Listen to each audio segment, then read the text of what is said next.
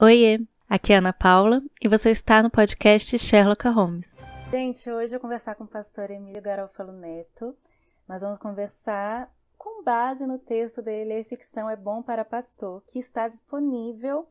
O autor e a editora disponibilizaram esse PDF do texto dele, que é um dos textos do pastor Emílio aqui no Corandel. Então, aproveita, vai ler, o link está na descrição. Olá, boa noite. Olá, pastor, tudo bom? Tudo Boa bem, e noite. você, Ana? Como estão as coisas aí?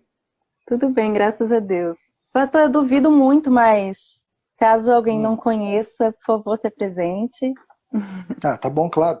Eu sou o Emílio, pastor aqui em Brasília, na Igreja Presbiteriana Semear, uma igreja relativamente nova, da qual você é uma das ovelhas, né? E aqui na igreja a gente tem muitas alegrias e esse é o meu trabalho principal. Além disso, eu tenho me metido aí nessa de escritor, tenho publicado alguns textos, uns livros e tal, mas o trabalho principal é mesmo o ministério pastoral. E gosto muito de ler, assim como de escrever. A gente sabe que o pastor gosta muito de ler, gente, até porque quem escuta as pregações do pastor também sabe que sempre tem referência de livros, sempre tem boas dicas. Inclusive, uma das primeiras pregações, quando eu cheguei na igreja, o pastor citou Guia do Mochileiro das Galáxias, e eu fiquei, o quê? Como Que assim, um né? pastor, como assim um pastor está citando o Guia do Mochileiro das Galáxias? Não saio mais daqui, eu não arredo mais o pé. Isso espanta alguns e isso talvez atraia outros, né? Tem as duas funções. Vamos tentar aqui com essa conversa, os que se espantam, entendam um pouco melhor, né, sobre ficção, Espero que sim. livros fictícios. Pastor, eu pensei o seguinte, para começar aqui a nossa apresentação, de saber, assim, como é que foi, pro senhor, se você sempre gostou de ler, qual foi sua relação de leitura quando era criança e na época de colégio, né, se gostava, se não gostava, porque todo mundo já teve uma relação não muito boa, talvez, no colégio, né, com literatura. Com certeza. Olha, Ana, eu sempre gostei muito de ler, né? Minha mãe apareceu aí, já vi que ela entrou, e ela, assim como meu pai, sempre foram grandes incentivadores da leitura. Então, sempre gostei muito de ler, fui muito incentivado a isso. Mas Eu as também. leituras que eu sempre gostei muito não eram tanto as leituras que a escola passava.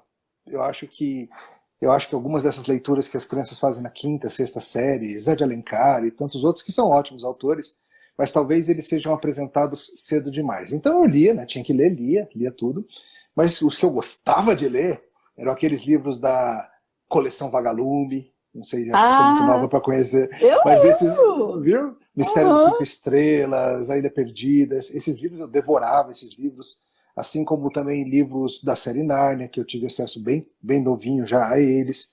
Muito quadrinho, Asterix e Obelix, Ai, Garfield, que legal. Marvel, tudo isso, Turma da Mônica. Sempre gostei muito de ler esse tipo de coisa.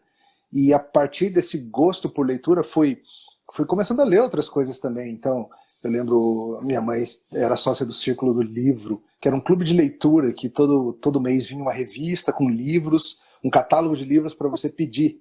E sempre pediam um para mim, e nisso eu li Robin Hood, Sherlock Holmes e tantos outros que, olha, Sherlock Holmes, né? Que de fato foram moldando esse gosto por leitura desde cedo.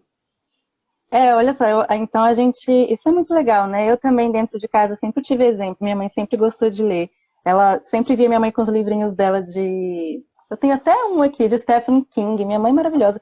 E meu pai tinha uma coisa muito assim: presente, só Natal, aniversário e tudo mais. Agora, ele sempre falava: se você quiser livro, eu te dou. Então, livro não tinha limite. Eu podia ganhar presente livro quando eu quisesse. E não Ah, que importava legal. isso. É muito legal isso, né? E, Excelente a- mesmo. e, e eu tive também uma relação muito boa com a literatura no colégio. Sempre gostei, assim, tem alguns que não, até hoje eu não entendo por que li Macbeth na quinta, sexta série, mas tiveram outros que eu gostei muito, e eu até coloquei aqui, por exemplo, Poliana, foi um livro que minha mãe me obrigou a ler quando eu era muito criança, mesmo não querendo ler essa garota. Mãe, por que você quer que eu leia essa garota tão positiva?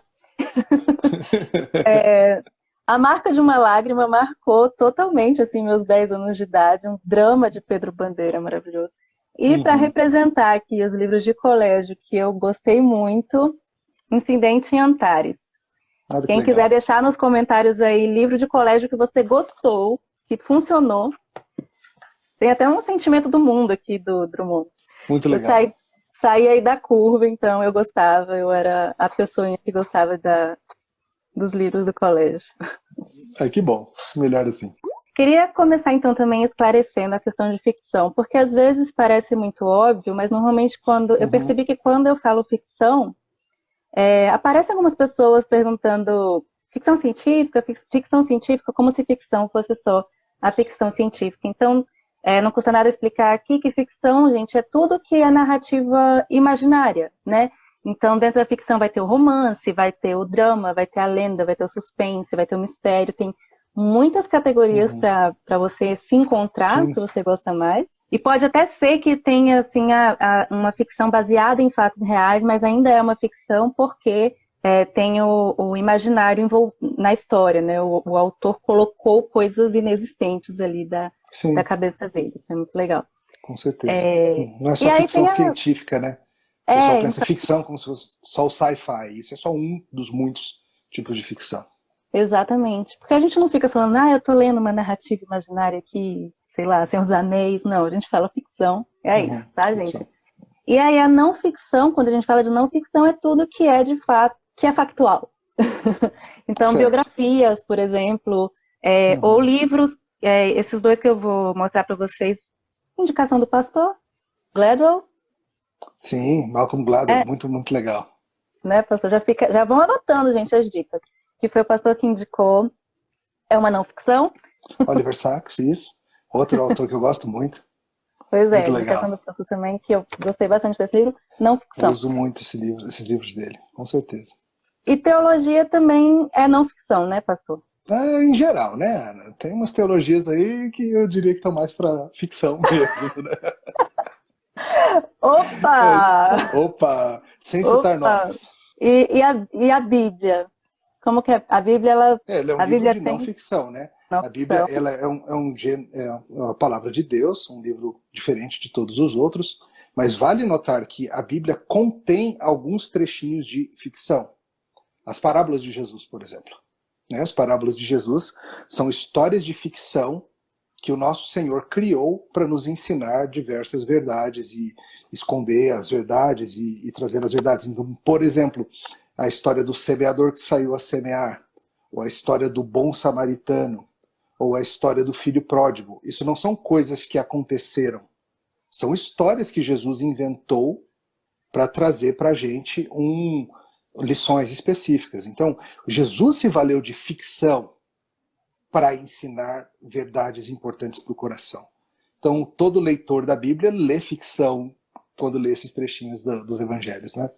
Nossa, eu acho que a gente pode então terminar a live, porque não tem mais contra esse argumento, não precisa mais de argumento nenhum. Pronto, né? Se até Jesus usou ficção, a gente não vai usar? Pois é, que coisa, gostei muito. Pastor, então vamos começar logo já falando assim dos benefícios de ler obras de ficção? Vamos sim. Eu separei alguns e vale dizer que nesse artigo que eu disponibilizei aí, esse PDFzão, mais de 50 páginas, lá tem vários benefícios específicos para o pregador. Tem algumas coisas que eu acho que se os pregadores lessem mais ficção, eles iam pregar melhor. E eu não vou ficar falando desses benefícios aqui, mas está aí no artigo disponível para quem quiser ver. Eu vou falar de 3 benefícios específicos, e a gente vai conversando, que são gerais para todo mundo, tá? O primeiro deles é o deleite. Simples assim. Porque ler ficção pode ser muito prazeroso, é uma coisa gostosa, é uma coisa divertida. É muito bom você se imergir numa história, você mergulhar numa história e você vai passar lá, que seja 10 minutinhos, que sejam 5 minutinhos esperando. É um deleite. Esse é o primeiro ponto. Não é só pelos benefícios práticos que traz, mas simplesmente porque é gostoso mesmo, como distração, como passatempo. Parece que por a gente ser cristão, a gente não pode ter essas coisas, né? É isso mesmo, como se você... Assim como outras diversões... Se não for para você estar estudando, se não for para você estar ali, parece que, né? Isso, assim como algumas pessoas vão falar assim que o esporte só é justificável se ele trouxer saúde física. Não é, ele é justificável porque é gostoso jogar bola, é gostoso fazer essas coisas e assim por diante. Então, o deleite em si vale a pena. Empatia. Uma das coisas que a literatura, que a ficção permite, é que você experimente a vida pelos olhos ou pelos sapatos de outras pessoas. A gente vai conversar um pouquinho disso mais detidamente, mas o que a ficção me faz para mim, faz por mim, ela me leva a ver a vida por olhos de pessoas que são muito diferentes de mim. Lembra, todos nós somos o centro interpretativo da realidade. Eu vejo o mundo pelos meus olhos e é muito difícil sair disso. Por meio de experimentar histórias, eu consigo enxergar o mundo por meio de... Eu sou homem, posso enxergar por meio de uma mulher. Eu posso enxergar por meio dos olhos de idosos, por meio dos olhos de crianças, de pessoas de classes sociais diferentes, de religiões diferentes, de épocas diferentes, de países diferentes. E isso me ajuda a entender melhor o ser humano, a condição humana, o coração humano. Dos benefícios disso para evangelismo, por exemplo, e para apologética. O fato de eu entender melhor as dores, as situações e as vidas das pessoas vai me ajudar a construir pontes e a mostrar onde que o evangelho pode chegar, onde que o evangelho pode tocar, tratar, desafiar e assim por diante. A empatia para mim sempre foi foi algo muito forte na literatura, porque eu não vou ter vida o suficiente, óbvio, para viver muitas experiências que outras pessoas, como você falou, de outras culturas, viveram, pessoas tiveram alegrias diferentes do que eu vou ter, tristezas diferentes do que eu vou sentir pela minha condição, enfim. Dores, assim, por exemplo, um autor que eu sou completamente apaixonada, que é o Steinbeck, ele me faz sentir dores e tristezas que eu não vou sentir, que eu, no meu privilégio, que graças a Deus me colocou, eu não vou passar por, se Deus continuar dessa forma, eu não vou passar por aquelas dificuldades que o Steinbeck coloca. Então eu consigo sentir como eles sentem, de alguma forma, o autor consegue fazer. Se o autor faz bem feito, se uma história é bem contada, vai me capacitar para entender aquele personagem, para entender por que aquele personagem agiu como agiu, vai me capacitar a entender o porquê que ele reagiu como ele reagiu, por que doeu nele. E isso eu sempre senti que também se aplica muito no meu dia a dia com as pessoas. Então eu me sinto muito mais capaz de me envolver, de dar atenção para as histórias das pessoas, para dar atenção a olhar para a ação dela e pensar por que ela agiu dessa forma. Então, Perfeito. Sim, eu acho que empatia é uma coisa cristã, gente, tá? Empatia. Sim, veja, quando a Bíblia me fala que eu tenho que aprender a me alegrar com os que se alegram e chorar com os que choram, isso está ligado à empatia. Não é desculpar os erros do outro. Às vezes as pessoas acham que empatia é isso. Não, eu aprender a enxergar por que o outro está chorando e por que o outro está rindo, mesmo que para mim não faça sentido. E ficção ajuda. E dói, né? E ficção. E, gente, quando a gente fala ficção, aqui a gente está focando em livro, mas óbvio, a gente está falando de filmes, de séries, Também. E quando a gente chora, né, com um personagem, você está sentindo com ele o que ele passou. E você está sentindo com ele o que ele passou porque o autor, a história foi capaz de te fazer sentir como ele. Foi uma história bem contada. Um autor já disse que a ficção ela serve para animar uma cosmovisão. O que significa isso? Bem, digamos que você queira estudar existencialismo. Você pode pegar um livro escrito por um filósofo existencialista, de filosofia, ou você pode ler um livro de um teólogo sobre o existencialismo, isso vai te ajudar, é óbvio.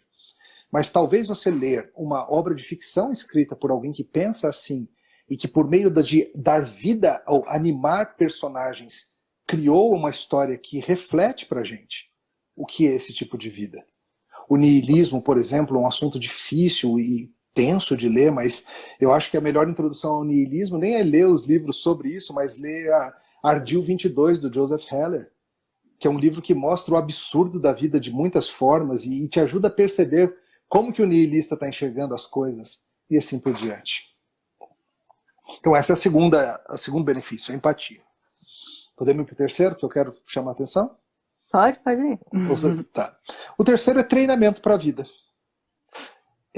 A gente precisa entender que ficção é um dos ambientes em que a gente é treinado para o mundo real. Por exemplo, vamos pensar em crianças, né? Às vezes as pessoas ficam assim, puxa vida, mas vamos expor crianças a livros onde coisas ruins acontecem, onde pessoas morrem, onde o mal faz certas coisas e assim por diante. E o argumento é que sim, porque é um ótimo ambiente para você, de forma segura, por assim dizer, treinar as crianças para o fato de que na vida real, no mundo quebrado, elas vão se deparar com o mal. E se elas já tiverem aprendido a odiar o mal por meio de odiá-lo nas histórias, quando elas encontrarem o mal na vida real, elas vão saber qual reação o coração tem que ter. De forma similar, amar as virtudes. Por exemplo, as crianças, todos nós vamos nos deparar na vida com situações que exigirá de nós tremenda honestidade, tremenda coragem. E se eu já tiver moldado a minha imaginação por meio de ter visto em histórias o que a desonestidade faz, o que a honestidade faz, o que significa coragem frente a uma situação que traz custo para mim, e se eu já tiver aprendido a amar essas coisas por meio das histórias que eu li, quando chegar a minha vez de, na vida real, eu ter que ser corajoso, eu ter que ser honesto, eu ter que exercer as virtudes diversas, vai ser mais fácil, porque aquilo já vai estar entranhado na minha imaginação. Eu vou me lembrar daquilo. Que vale também até mesmo para as coisas fantásticas. Às vezes as pessoas ficam meio nervosas, assim, meio... mas aí você vai mostrar para as crianças histórias de coisas que não são verdadeiras. Depois a gente fala mais sobre isso, mas só adiantando um pontinho que eu gosto. O C.S. Lewis tinha uma frase, parafraseando um pouco, dizendo que quando as crianças são expostas a florestas encantadas, elas não passam a amar menos as florestas reais do mundo. Tem isso no seu texto. Na verdade, elas começam a achar as florestas reais um pouquinho mais encantadas. Isso treina o coração. E o ponto é esse. Quando eu escrevi aquele meu texto Sobrenato Xisto, né, uma historinha de ficção sobre cachorros com poderes mágicos, falando assim, cachorros sobrenaturais, o meu objetivo é que as pessoas, por meio de amarem aqueles cachorrinhos sobrenaturais da história, comecem a olhar para os seus próprios cachorrinhos de um jeito mais mágico. Ou alguém citou Chesterton, aí, se eu não me engano é dele a frase famosa que diz que crianças já sabem que monstros existem. O que elas precisam aprender é que os monstros podem ser derrotados. Você não ensina para as crianças que o mal existe. Você ensina que ele pode ser vencido. E a ficção é importante para isso. Mas legal. E a gente vai falar mais à frente, né? Mas como foi dito, essa questão de o mal ser visto como mal e o bem ser visto como bem, né? Nas virtudes, isso é extremamente importante que a gente esteja atento. Mas daqui a pouco a gente vai falar sobre esses filtros também um pouquinho. Que a gente tem que... Aí, o que eu quis separar aqui depois foi pra gente falar um pouquinho, já que nós falamos dos benefícios, falar um pouquinho sobre os preconceitos. E, coincidentemente, nesse domingo eu estava lendo uma autora, que é um livro que eu não vou falar, porque não vou falar mal dele ainda, em breve eu falo. Eu vou ler o que foi, né, para ilustrar aqui essa questão do preconceito das pessoas dizerem que ler ficção é perda de tempo, né, ou que ficção não edifica. E a autora, ela diz o seguinte, deixa eu pegar aqui. Olha só, ela fala que devemos ler bons livros sólidos sobre doutrina cristã. Isso é bom para nós. Devemos cultivar o gosto por livros que edifiquem nossa fé, ao invés de nos levar para a terra da fantasia. Bom, errada ela não está, devemos ler livros que edificam nossa fé. Sim. Claro, mas essa dualidade que as pessoas colocam e uma autora influente como essa falando algo assim, vamos falar sobre isso, passou sobre esse preconceito, sobre dizer que é perda de tempo. Eu já ouvi muitas vezes que é perda de tempo, sabe? Eu lia muito nos intervalos do meu trabalho, já ouvi muito assim, seja brincando, seja sério. Isso aí é perda de tempo. O que você está aprendendo com isso aí, sabe? Se não é um livro que você está ali estudando, é perda de tempo. Se não é um livro de teologia, é perda de tempo. Como é que a gente lida com isso? Veja, eu acho que se todos esses benefícios que eu mostrei antes são reais, então não deveria nem ser uma questão. Esses benefícios já provam que tem muitas vantagens em ler ficção. Mas eu respondo também lembrando, estou parafraseando, né? Não estou com o artigo aqui na minha frente, mas o Douglas Wilson, ele num dos livros dele, no Futuros Homens, ele fala sobre, tem um capítulo interessantíssimo sobre por que meninos, é um livro sobre criar meninos em particular, mas óbvio que se aplica para meninas também.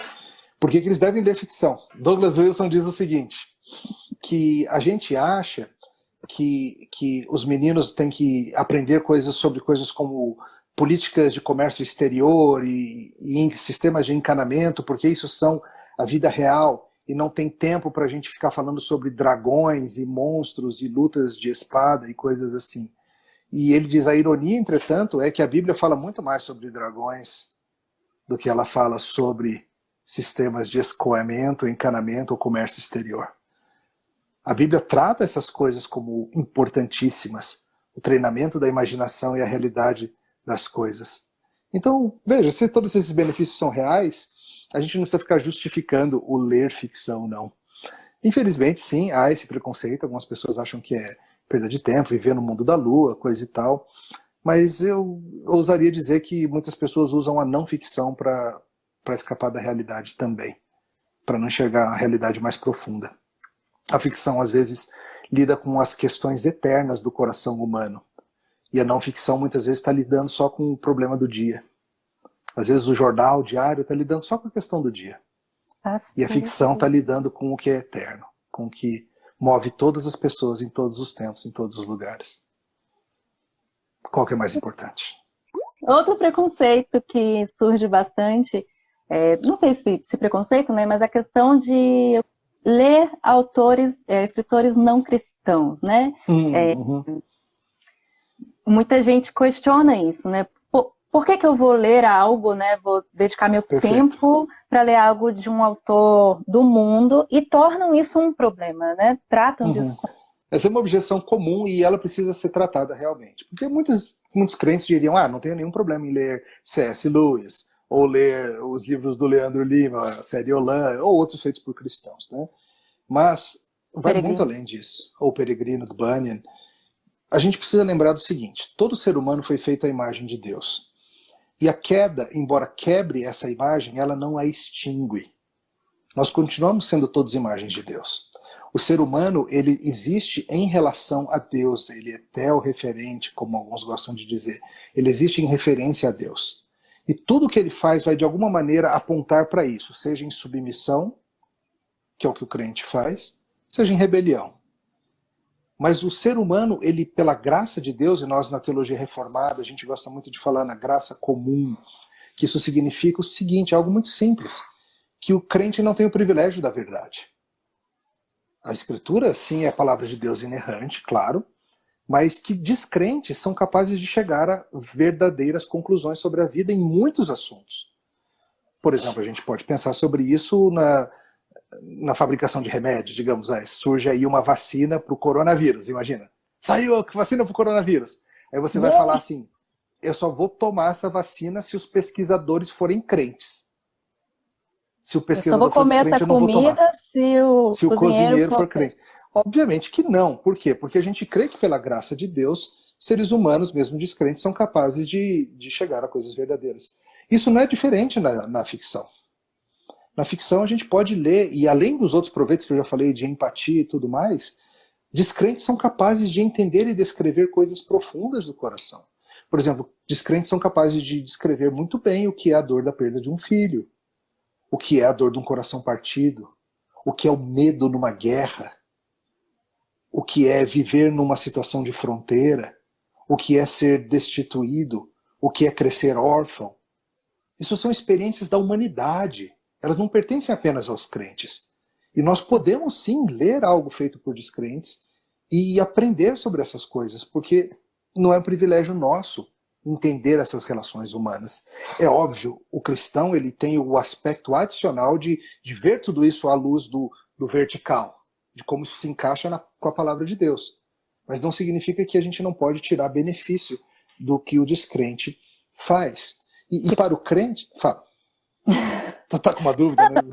Não, é que na verdade sobre isso da gente ver através da luz das escrituras, a gente enxergar essas histórias. Eu lembrei aqui que eu vi um tweet hoje falando exatamente isso, que a pessoa falou assim, que depois da conversão dela, ela leu Nárnia de uma forma diferente. E eu entendo, concordo realmente, só que vale lembrar que depois que você converte a sua cosmovisão cristã, você vai ver tudo de uma forma diferente. Você vai ler tudo de uma forma diferente. Sim, Qualquer dessas ficções você vai ler de uma forma diferente. Sua vida vai ser de uma forma diferente. E não quer dizer, no entanto, não quer dizer, tem outro lado aí que a gente pode citar, né? Que não quer dizer que Deus vai falar com você através... Vale citar isso aí, pastor? Quer dizer que Deus vai falar com você através da ficção. Não quer dizer que Deus vai falar com você através de uma música Isso. Acho que vale entender do mundo. Isso. Tá. Eu acho que entendi o que você está perguntando. A ideia é a seguinte, veja, Deus fala conosco, a promessa das Escrituras é que o Espírito vai usar a palavra para falar conosco. Então Deus fala conosco por meio da sua palavra.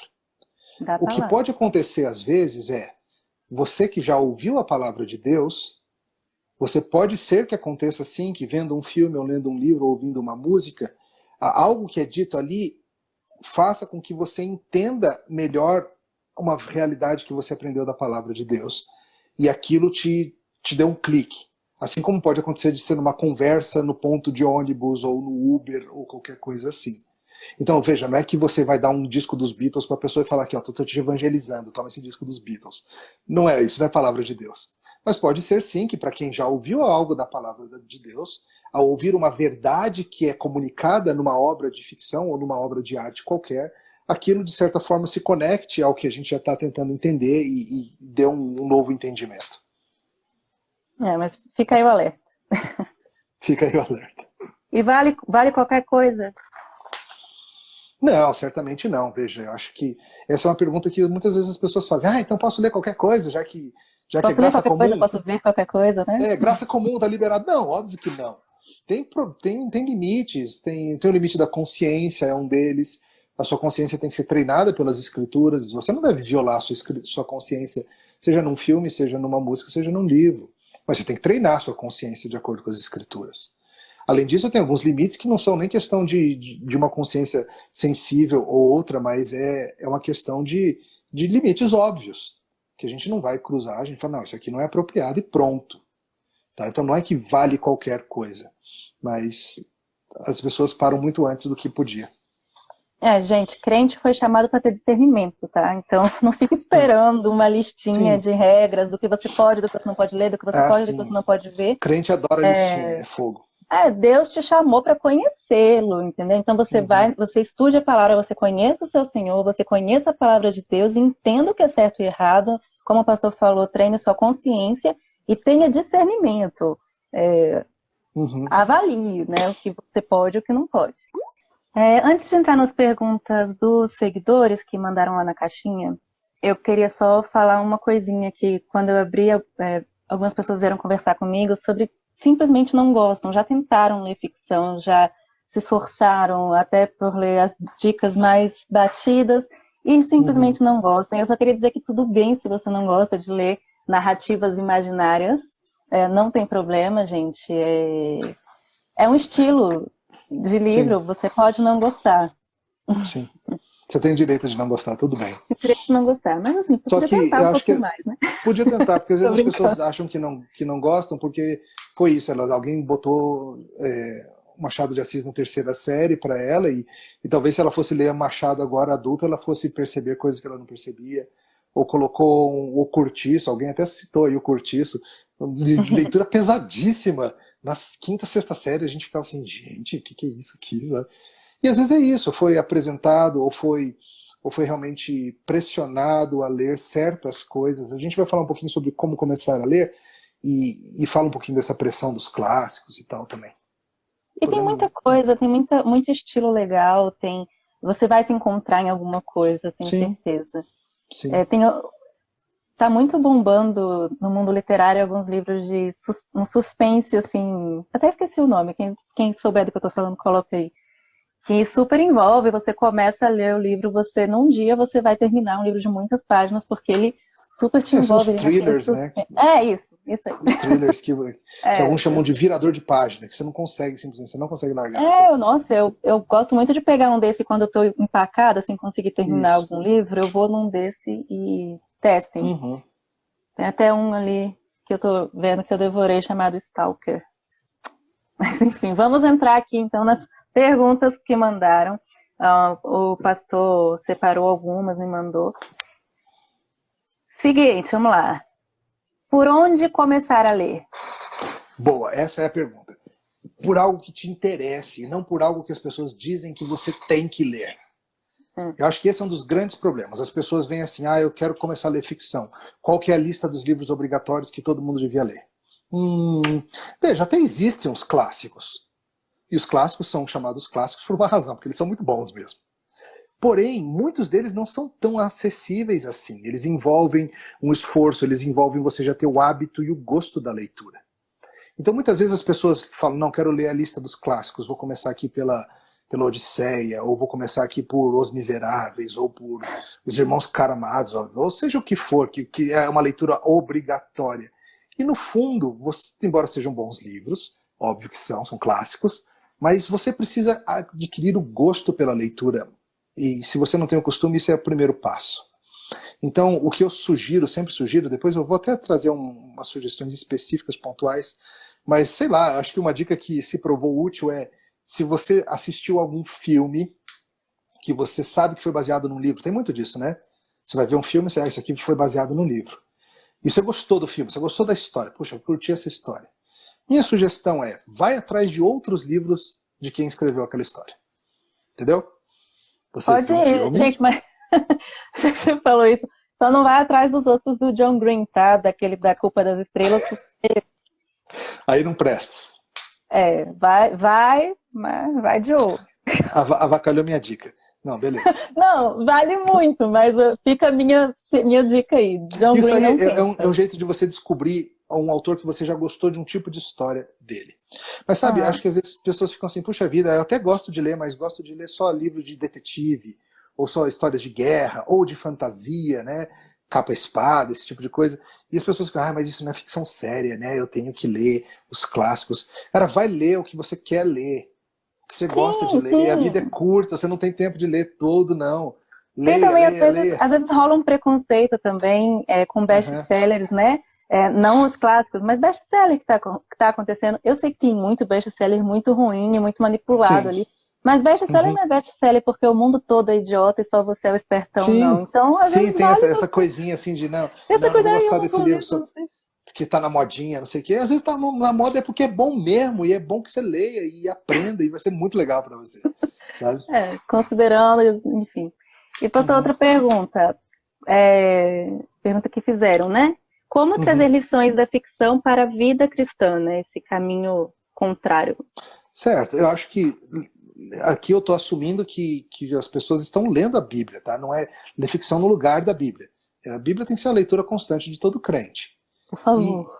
E a ideia é que você veja e você compare na leitura.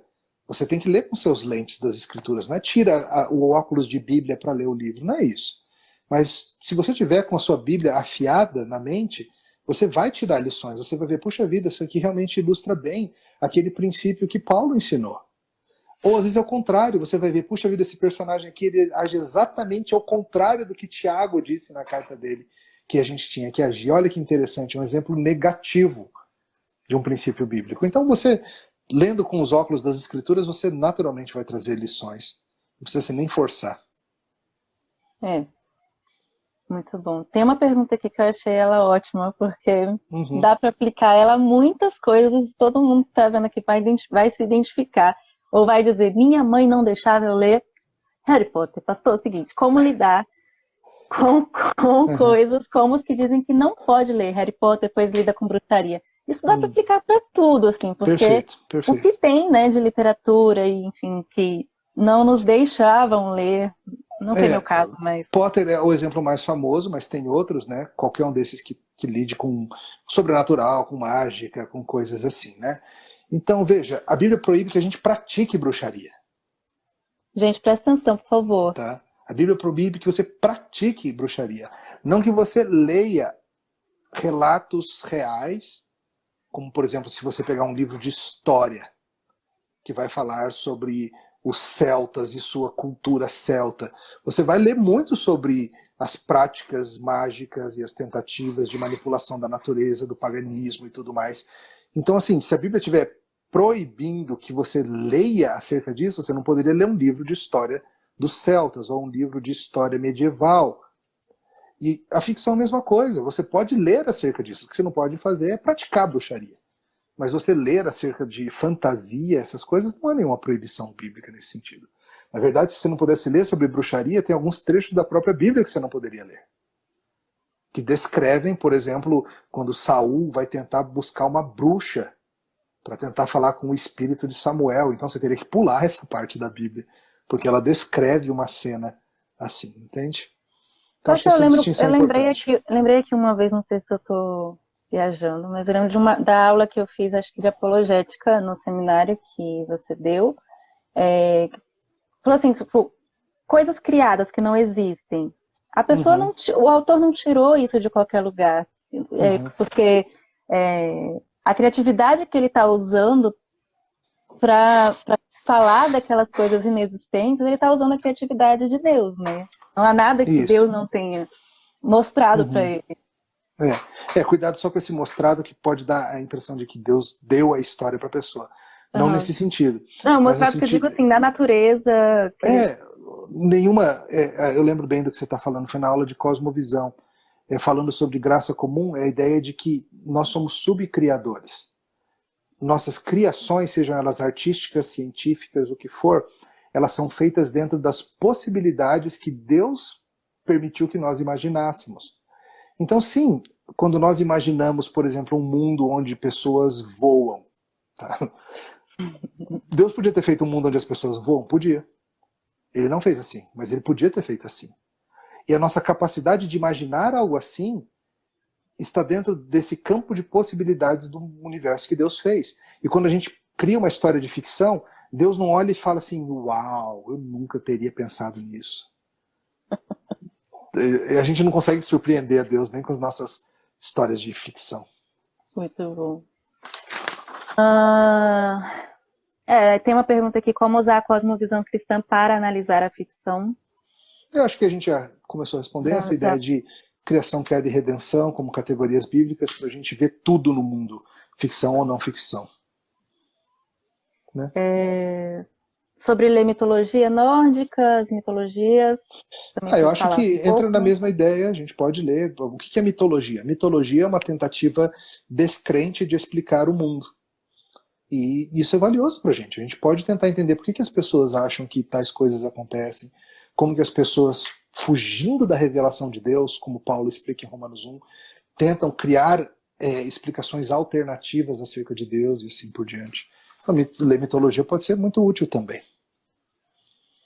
E quando a ficção é moralmente ruim?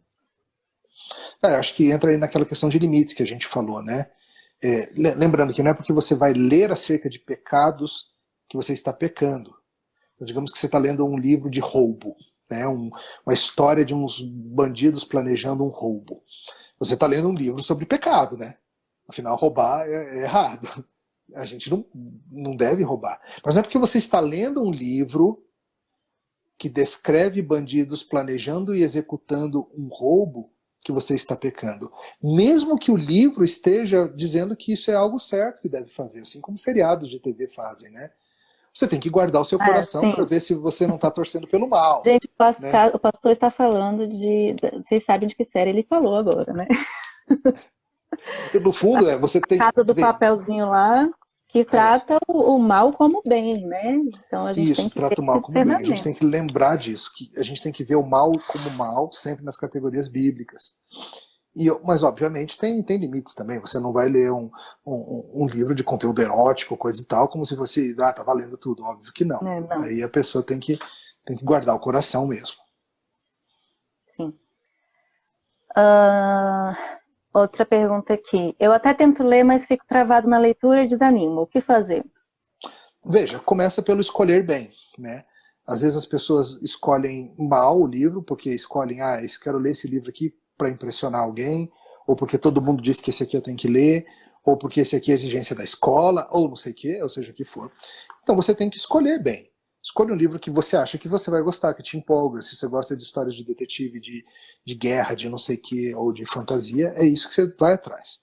Uma segunda dica é as pessoas lerem algo, para quem está muito travado na leitura, algo útil pode ser um clube de leitura. Um clube de leitura é algo simples, junta 2, 3 amigos que estão com o mesmo problema e fala, vamos ler um livro juntos? A gente bota metas semanais e a gente vai conversando. Teve um livro que eu estava com muita dificuldade para ler, que era o Graça Infinita, do David Foster Wallace, que é um livraço, mas é um livro difícil de ler. Ele está aqui na estante em algum lugar. Não vou achar agora não, mas está em algum lugar.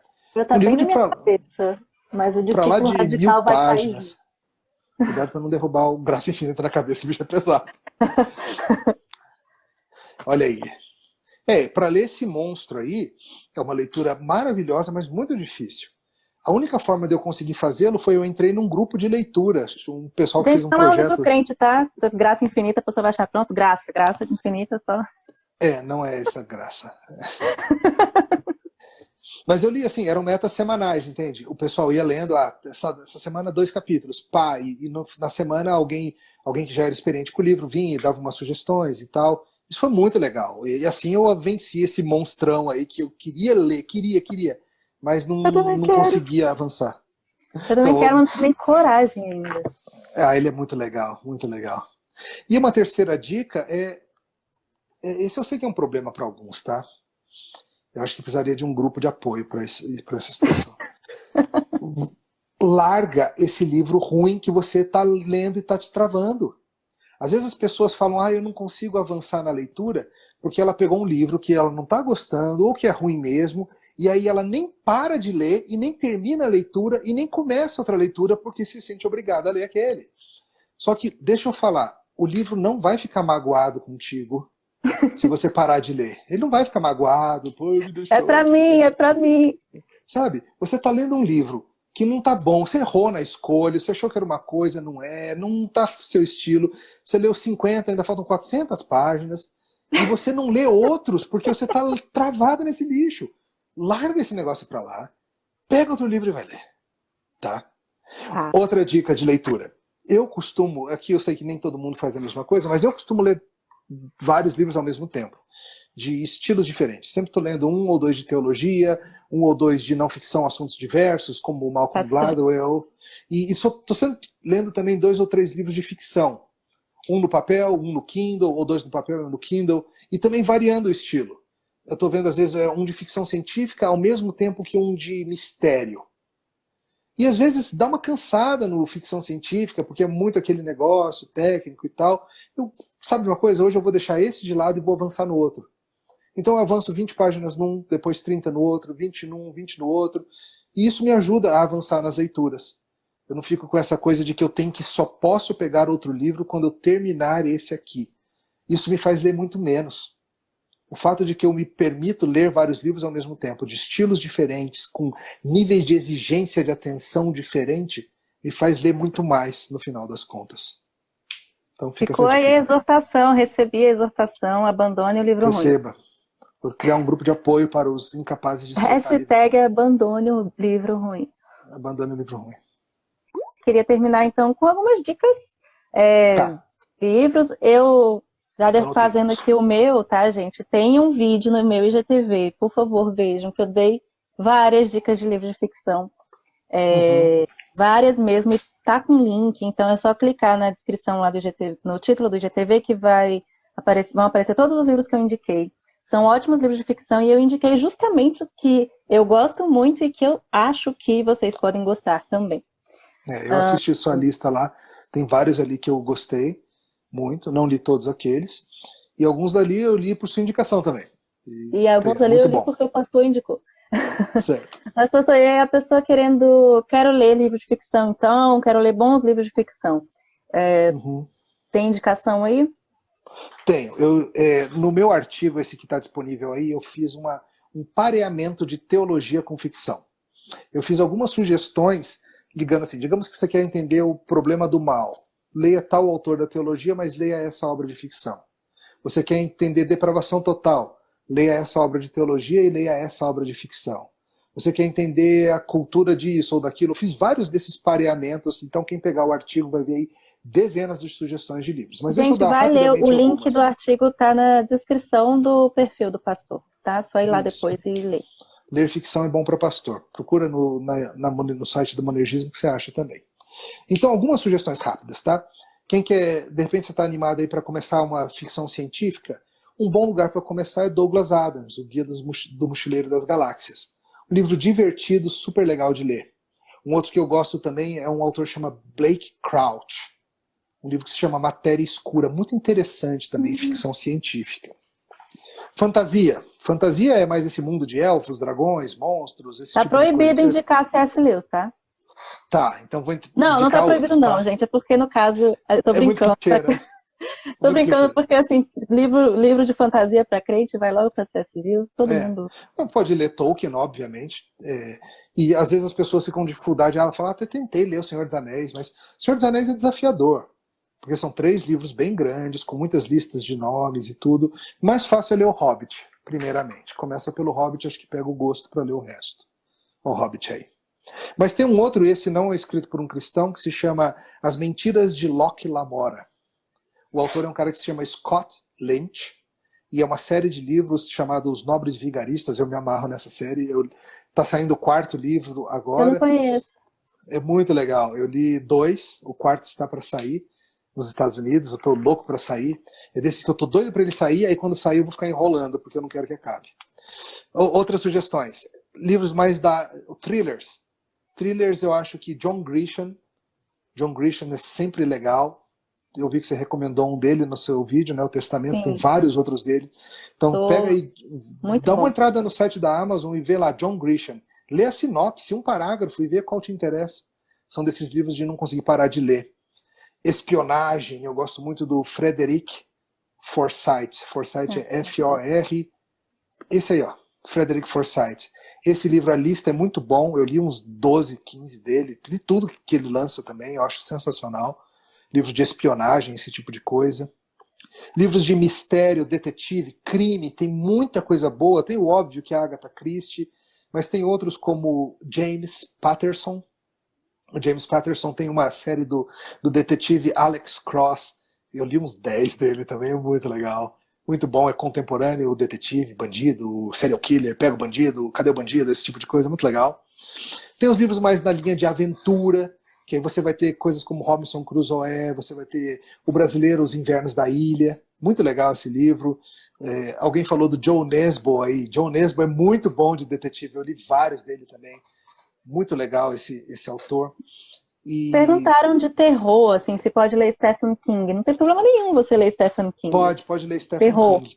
Como diz o meu amigo pastor Tarcísio, uma das vantagens do terror, do gênero terror em filmes, por exemplo, é que é um dos poucos gêneros em que continua tratando o mal como mal. Muitos gêneros estão fazendo a subversão do que é mal, relativizando as coisas. O terror tende a tratar o mal como mal. Verdade. Então, sim, pode ler, sim. Tá? E isso são algumas sugestões, tem muita coisa. David Mitchell é legal também. Eu vi que você sugeriu Os Mil Outonos, né, do Jacob de Zoet. Sim, nossa, muito bom. É muito legal esse livro e outros dele também. Não sei se a gente tem mais tempo, mas acho que vale dizer uma coisa. E nada de ficar baixando PDF, pirateando livro, ok? Ok, e se tiver dúvida quanto a isso, tem um podcast meu e do pastor Emílio. Você pode olhar lá no meu perfil depois, falando sobre isso. A gente tem ainda aí uns 7 minutos. Ah, legal. Gente, então é isso. Espero que vocês tenham gostado. Não esqueçam de, saindo daqui, ir ler o texto, já que você já está na empolgação aí. Ler ficção é bom para pastor. Obrigada, pastor. Beleza, então. Ter Deus abençoe a todos. Conversado com a gente aqui. Muito obrigada mesmo Foi um prazer, pelo seu tempo, sempre bom. pela sua atenção. E vamos ler, pessoal. Pega lá o artigo, lê o artigo lá. Principalmente você que é pastor, pregadores, tem dicas importantes de por que ler ficção vai te ajudar a pregar melhor. Às vezes o pessoal me pergunta, Ana, assim, pastor, me dá umas dicas aí para melhorar na minha pregação. E eu falo, leia ficção. O povo acha que eu estou brincando. Eu não estou brincando, estou falando sério. Mas se quer saber as razões, estão lá no artigo. Falou. Então, galera, um grande abraço.